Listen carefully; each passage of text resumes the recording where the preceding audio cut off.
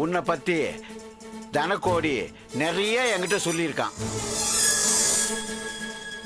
நீ தானே தனக்கோடி ஜெயிலுக்கு போறதுக்கு காரணமா இருந்தது.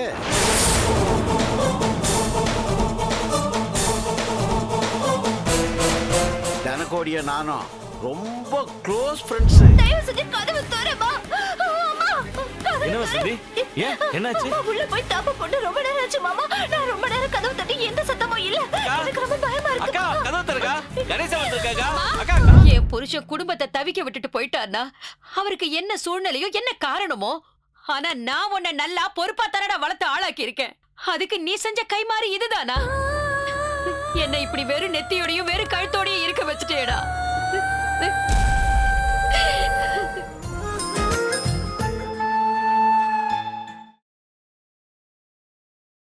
என் மாமாவை கொண்டது நீதான். மரியாதையா போலீஸ் ஸ்டேஷன்ல வந்து உண்மையை ஒத்துக்கோ. லூசாயா நீ? திரும்ப திரும்ப கொலை பண்ணன்னு சொல்லிக்கிட்டே இருக்க. யோ வாயா போலீஸ் ஸ்டேஷனுக்கு. என்ன சும்மா போலீஸ் ஸ்டேஷன் இருக்க? சட்டை பிடிச்சி இழுத்துட்டு போயிடுவோம் போல இருக்கு. ஏன் இழுத்துட்டு போன என்ன தப்பு? கொலை பண்ண வந்தானே நீ. வாயா. யார் சட்டை பிடிக்கிற? என்ன கையா? டேய் உன்னதான பிடிப்பேன். வாடா. டேய் கையெடுக்கடா.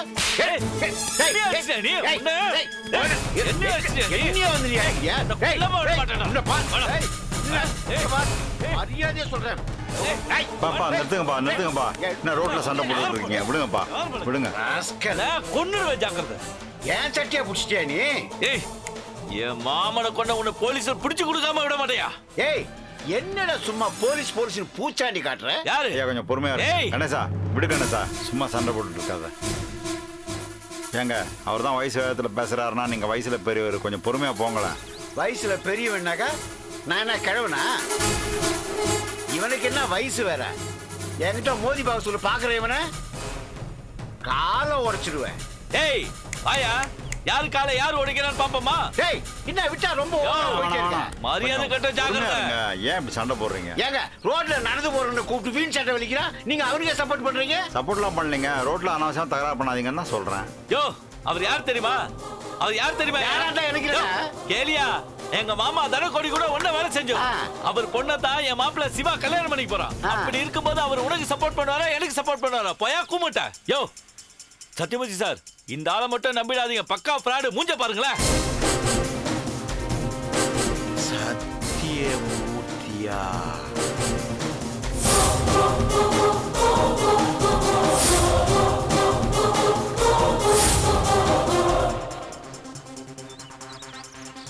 நீங்க நீதான் சுசீந்திர சத்யமூர்த்தியா? ஐயோ இவரை உனக்கு முன்னமே தெரியுமா? தெரியும் மாவா, நல்லா தெரியும்.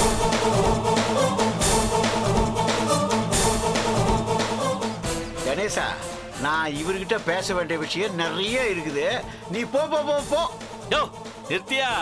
நீ போனா நான் போறதுக்கு என்ன உங்ககிட்ட கை கட்டி நிக்கிறோன்னு நினைச்சியா? ஏய் நீ கேட்காமையே உனக்கு நான் உதவி பண்ணுவேன். இன்னைக்கு அவ்வளவு தூரம் ஆயிடுச்சா உனக்கு? சும்மா நிறுத்தியா? எப்ப பாரு இதையே சொல்லி காமிச்சிட்டு இருக்கிற. ஓ அவ்வளவு தூரத்துக்கு அழுத்து போச்சா உனக்கு? பின்ன எப்ப பாரு இதே, எப்பவோ எதேச்சா நடந்ததே சொல்லி காமிச்சிட்டு இருந்தா வேலைய பாரியா. என்னை வீட்டுக்கு கூட்டிட்டு போய் நீயும் பொண்டாட்டி என் காலில் விழுந்து எங்க குலதெய்வமே நீங்க தான்னு ஆசீர்வாதம் வாங்குறீங்களே, அதெல்லாம் அடியோட மறந்துட்டீங்களா? யோ நம்பி வீட்டுக்கு கூட்டிட்டு போய் நல்லவன் நினைச்சு உறவாண்டால்தான் இப்படி உண்ட வீட்டுக்கே ரெண்டக நினைச்சிட்டியே. உங்க மாமா தனக்கோடி என்ன அவமானப்படுத்தினான்ற ஆத்திரத்துல போதையில கொன்னுடுவேன் குத்திடுவேன்னு சொன்னேன். மற்றபடி உங்க மாமா சாவுக்கும் எனக்கும் எந்த சம்பந்தமும் இல்லை. உன் உயிரை காப்பாத்தணும் நானு. உன் மாமா உயிரை எடுப்பனா கொஞ்சமாவது நினைச்சு பாத்தியா? அந்த நன்றி கொஞ்சமாவது இருக்கா கணேசா? அந்த நன்றி இருக்கிறதுனால தான் இது வரைக்கும் உன்னை எதுவுமே பண்ணாம வா போலீஸுக்கு ஒழுங்கா கூப்பிடுறேன். நீ போலீஸுக்கு போ, எங்க வேணாலும் போ. போய் சுருளி எங்க மாமாவை கொண்டுட்டாருன்னு கம்ப்ளைண்ட் கொடு. போலீஸ் என்ன கைது பண்ணட்டும். கடைசியா உங்க மாமாவை நான் கொல்லலன்னு உண்மை தெரிய வரும். யோ போலீஸ் என்னையா போலீஸ்? நடந்தது என்னன்னு ஆதாரத்தோட நிரூபிச்சதுக்கு அப்புறம் உன்னை வச்சுக்கிறியா? சார் வர சார். நன்றி கேட்டவன். இன்னைக்கு உன் உயிரோடு இருக்கிறதுக்கு காரணமே நான் தான். என்னையே சந்தேகப்பட்டு சட்டையை பிடிக்கிறான். நீ தானா சத்தியமூர்த்தி என்னை பார்த்து கேட்டீங்களே? என்னை ஏற்கனவே உங்களுக்கு தெரியுமா? நல்லா தெரியும். உன் பூர்வீகம், குலம், கோத்திரம், உன் ஜாதகம் எல்லாமே எனக்கு தெரியும். உன்னை பற்றி தனக்கோடி நிறைய என்கிட்ட சொல்லியிருக்கான். நீ தானே தனக்கோடி ஜெயிலுக்கு போகிறதுக்கு காரணமாக இருந்தது.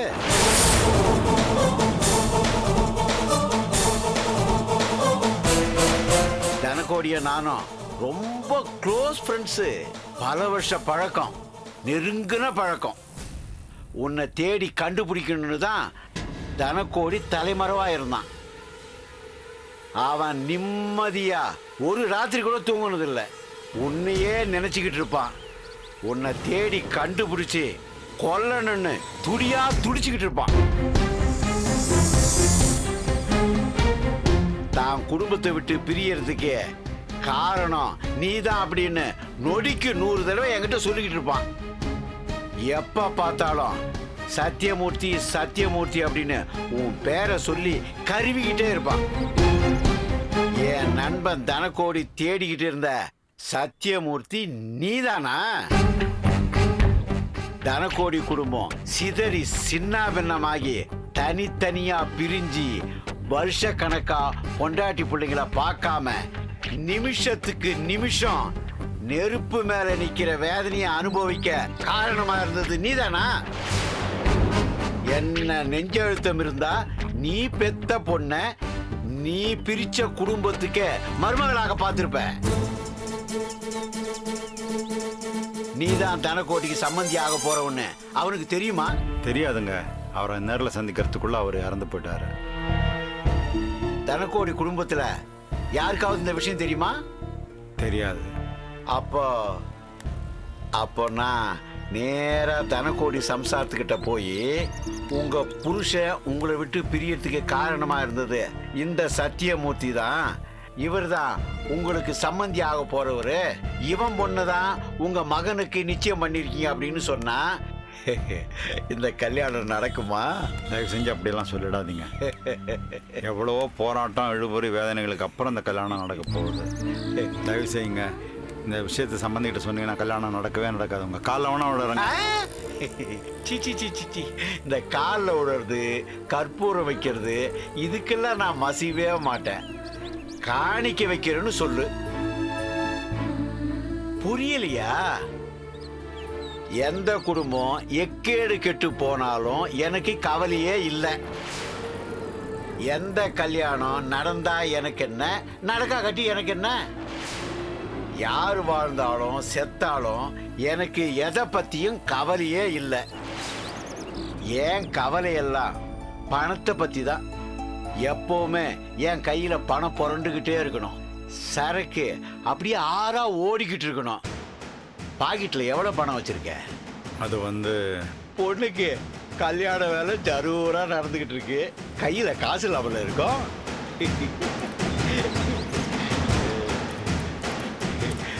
இது போதும், இப்போதைக்கு இது போதும்.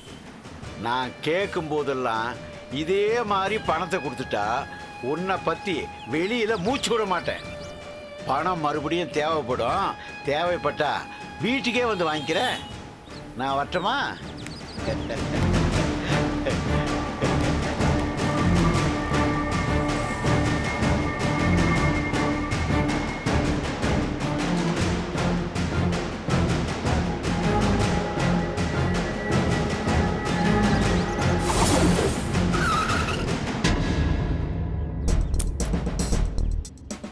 என்ன சார், என்ன பார்த்ததும் டல் ஆயிட்டீங்க? அதெல்லாம் ஒண்ணு இல்ல இன்ஸ்பெக்டர். தந்தி கொடுக்கறதுக்கு தபால் ஆபீஸ்ல இருந்து வந்தாலே பயப்படுற சமுதாயத்தை சேர்ந்தவங்க திடீர்னு யூனிஃபார்ம் போட்ட போலீஸ் வந்து நின்னா என்ன நினைக்கிறது? சல்யூட் அடிக்கிற கையாலே சட்டையை பிடிக்கிறவங்களாச்சா நீங்க? என்ன சார் பண்றது, அது எங்க கடமை. இப்படி சொல்லியே எல்லாரோடைய வாயை அடைச்சிருங்க. அப்புறம் சொல்லுங்க சார், என்ன விஷயமா வந்தீங்க? என்ன விஷயம்னு நானே இனிமேதான் தெரிஞ்சுக்கணும். உங்க பொண்ணு ரஞ்சினி வீட்டுக்கு வர சொல்லி போன் பண்ணியிருந்தாங்க, அதான் வந்தேன். ரஞ்சனி போன் பண்ணி உங்களை வர சொன்னாலா? ஆமா சார், ஒரு விட்னஸ் போன் பண்ணா ஒரு விசாரணை அதிகாரி அவங்கள மீட் பண்ண வந்துதான் ஆகணும், அதனாலதான் வந்தேன். ஒரு நிமிஷம். ரஞ்சனி, இது வரேன்பா. வாங்க இன்ஸ்பெக்டர். ஹலோ மேடம், என்ன விஷயமா வர சொல்லியிருந்தீங்க? இந்த படத்துல இருக்கிற ஆள் தான் என்ன கொல்ல முயற்சி பண்ணுது.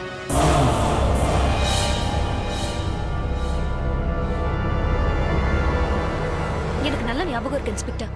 இந்த முகம், இந்த ஆள் தான். இவர்தான் என்ன கொலை பண்ண முயற்சி பண்ணவர். ஆனா இப்ப இவர் உயிரோட இல்ல, செத்துட்டாரு. இவர் செத்துட்டாருங்கிறதுக்காக இதை இப்படியே விட்டுட முடியாது. இவர் ஏன் என்ன கொலை பண்ண முயற்சி பண்ணாரு? நான் சாகிறதுனால இவருக்கு என்ன லாபம்? இதெல்லாம் எனக்கு தெரிஞ்சுக்கணும் சார். ஏமா அந்த ஆளே செத்து போயிட்டாரு, அப்புறம் எதுக்கு விசாரணை அது இதுன்னுகிட்டு?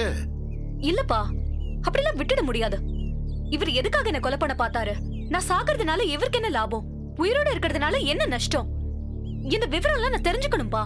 ஆமா சார், அக்யூஸ்ட் இறந்துட்டதால ஃபைல க்ளோஸ் பண்ணிட முடியாது சார். அது முறையும் இல்ல. உங்க பொண்ணை கொலை பண்ண பார்த்த ஆளு பின்னால யாரெல்லாம் இருக்காங்க, யாரு அவரை கொலை பண்ண தூண்டி விட்டாங்க, கொலை பண்றதுக்கான மோட்டிவ் என்ன, அதனால யாருக்கு என்ன லாபம்னு எல்லாத்தையும் கண்டுபிடிக்கிற வரைக்கும் இவங்க உயிருக்கு ஆபத்துங்கிறத நீங்க மறந்துடாதீங்க. சோ எவ்வளவு சீக்கிரம் கண்டுபிடிக்க முடியுமோ அவ்வளவு சீக்கிரம் கண்டுபிடிச்சிடறோம்.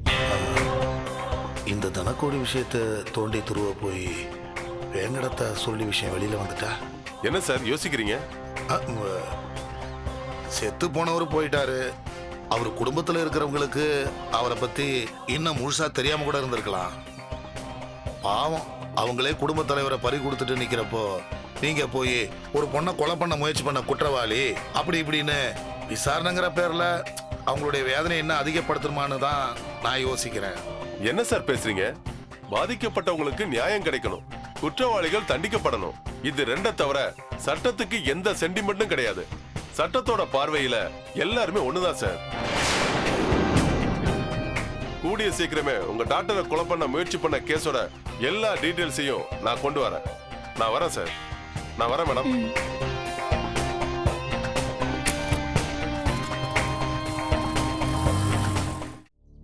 ஏன்பா, ஏன் இன்ஸ்பெக்டர் கிட்ட எதுவுமே விசாரிக்க வேண்டாம்? இறந்து போனவர் இறந்துட்டாரு, இதை இப்படி விட்டுடுங்கன்னு சொன்னீங்க. என்ன கொலை பண்ண முயற்சி பண்ணவங்களை கண்டுபிடிக்கணும், அவங்களை தண்டிக்கணும்னு உங்களுக்கு தோணவே இல்லையா? அது எப்படிமா எனக்கு தோணாம இருக்கும்? நீ என் உயிருமா, என் பொண்ணோட உயிரை எடுக்க நினைச்சவனை கண்டுபிடிச்சி அவனை குடும்பத்தோட அழிக்கணும்னு வெறியோட தான் இருந்தேன். ஆனா இப்பதான் அதுக்கு வழி இல்லாம போயிடுச்ச.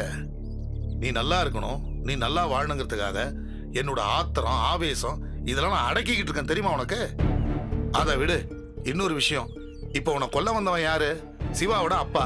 அனுதினமும் அவனுக்கு புருஷனாகணும்னு துடிச்சுக்கிட்டு இருக்க. இப்ப நான் அவர்கிட்ட போய் உங்க அப்பா ஏன் கொல்ல வந்தாரு, எதுக்கு கொல்ல வந்தாருன்னு கேட்டேன்னா அவர் உன்னை கல்யாணம் பண்ணிக்க ஆசைப்படுவாரா? சரி அதை விடு. அவங்க அம்மாட்ட தான் போய் நீ கேட்கறேன்னு வச்சுக்க, அவங்க உன்னை மருமகளை ஆக்கிக்க ஆசைப்படுவாங்களா? அதுக்குதாம்மா சொல்றேன். இந்த பார், காரியம் பெருசா வீரியம் பெருசானா காரியம் தான் பெருசு. சண்டை போடாம சமாதானமா போற மாதிரி நடிச்சாதான் நம்ம காரியத்தை சாதிக்க முடியும். நீங்க சொல்றது எனக்கு புரியுதுப்பா. ஆனா என் உயிருக்கு ஆபத்து. என்ன கொல்ல முயற்சி பண்ணாங்க. என் கண்ணுக்கு தெரியாத ஒரு வளையும் என் சாவுக்காக காத்துட்டு இருக்குன்னா முதல்ல அது யாரு என்னன்னு கண்டுபிடிச்சு அதை அழிக்க வேண்டாமா? நீ சொல்றதெல்லாம் சரி ரஞ்சனி. சிவாவோ அவங்க அம்மாவோ யார் உன் மேல கோவப்படுறாங்க, யார் உன்னை வெறுத்து ஒதுக்குறாங்க, அதெல்லாம் முக்கியம் இல்ல. யார் உன்னை கொலை பண்ண பார்த்தாங்க, ஏன் கொலை பண்ண பார்த்தாங்க, அதுக்கு யாரெல்லாம் துணையா இருந்தாங்கங்கறத முதல்ல கண்டுபிடிக்கணும். அதுதான் முக்கியம். அடடா, என் அம்மாக்கு என் மேல எவ்வளவு அக்கறை! இப்படி எல்லாம் என்ன ஏத்தி விட்டா நான் ஓவரா ஆடுவேன். சிவாவுக்கும் அவங்க அம்மாவுக்கும் என் மேல வெறுப்பு வந்துரும். அதுக்கப்புறம் நான் அவங்க வீட்டுல அடி எடுத்து வைக்கவே முடியாது. அந்த அமுதா எந்த பிரச்சனையும் இல்லாம அந்த வீட்டுக்கு மருமகளா போயிடுவான்னு நினைக்கிறியாமா? எங்க தட்டணுங்கிறத விட எங்க தட்டக்கூடாதுன்னு இந்த ரஞ்சனிக்கு நல்லாவே தெரியும். சரியா?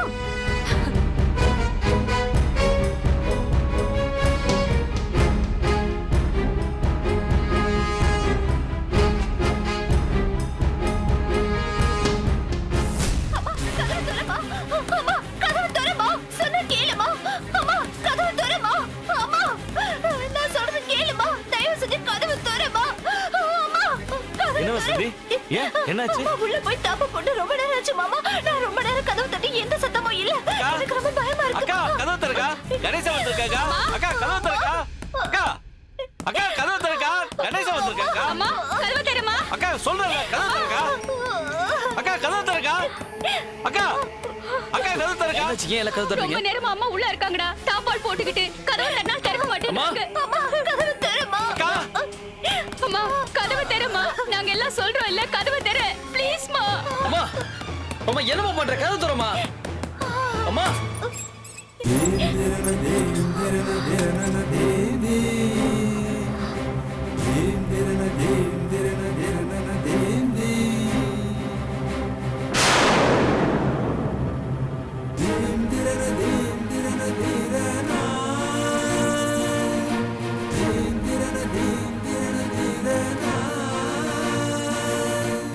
அக்கா என்னக்கா இது?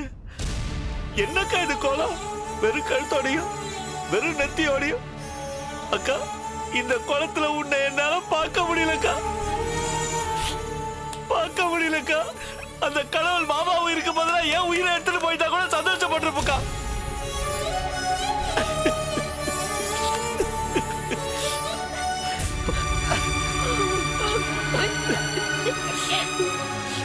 அக்கா நெத்தி நிறைய குங்குமத்தோடையும் தலை நிறைய பூவோடையும் சிரிச்ச முகத்தோட இருப்பியக்கா. அது அப்படியே என் கண்ணுக்குள்ள இருக்குதுக்கா. இந்த நிலைமையில உன்னை பார்க்கும் போது என் நெஞ்சே வெடிச்சது போல இருக்குக்கா.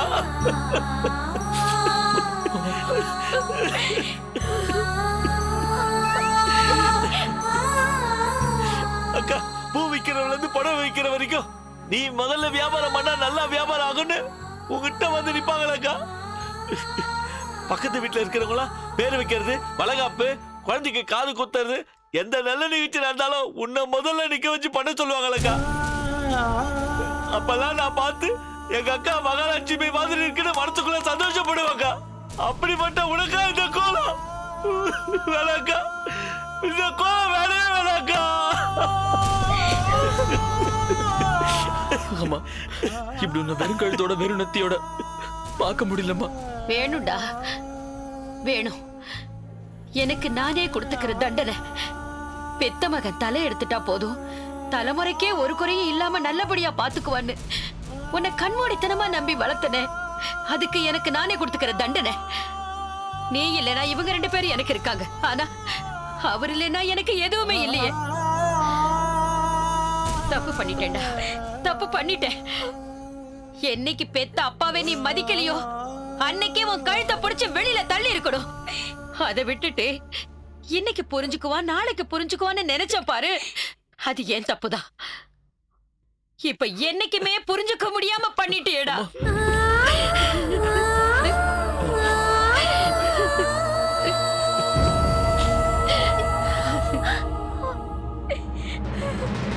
என் புருஷன் குடும்பத்தை தவிக்க விட்டுட்டு போயிட்டார்னா அவருக்கு என்ன சூழ்நிலையோ என்ன காரணமோ, ஆனா நான் உன்னை நல்லா பொறுப்பா தரடா வளர்த்து ஆளாக்கி இருக்கேன். அதுக்கு நீ செஞ்ச கைமாறி இதுதானா? என்ன இப்படி வெறும் நெத்தியோடையும் வெறும் கழுத்தோடையும் இருக்க வச்சுட்டேடா.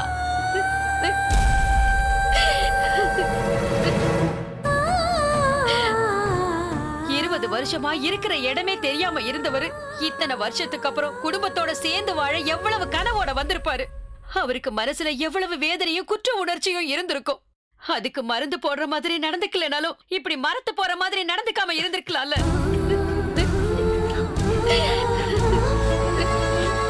ஒன்னா ரெண்டா எத்தனை நாள் அவரை கேவலப்படுத்தி இருப்ப, எப்படி எல்லாம் அவமானப்படுத்தி இருப்ப. பேசி பேசியே பெத்த அப்பாவை இப்படி கொன்னுட்டேடா.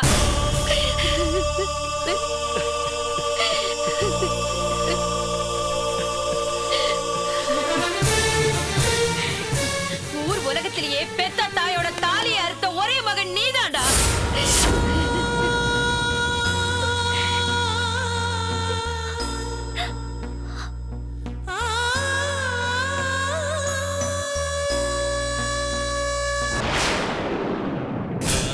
தனக்கோடியின் சாவுக்கு யார் காரணம்?